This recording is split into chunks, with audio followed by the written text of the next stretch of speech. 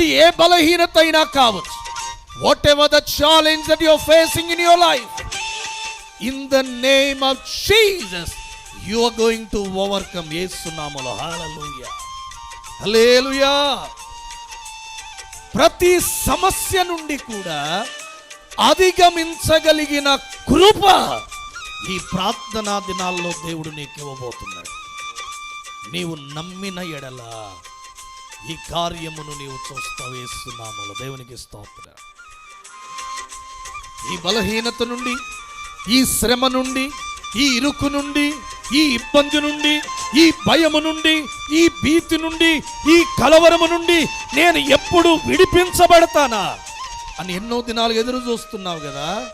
ఈ 2025వ సంవత్సరం ఈ ఉపవాస ప్రార్థన దినాల్లో నిన్ను బలహీనపరుస్తున్నా, నిన్ను కృంగదీస్తున్నా, నిన్ను కలవరపెట్టుచున్నా ప్రతి సమస్య నుండి దేవుడు నీకు విడుదల ఇవ్వబోతున్నాడు. యేసు నామములో.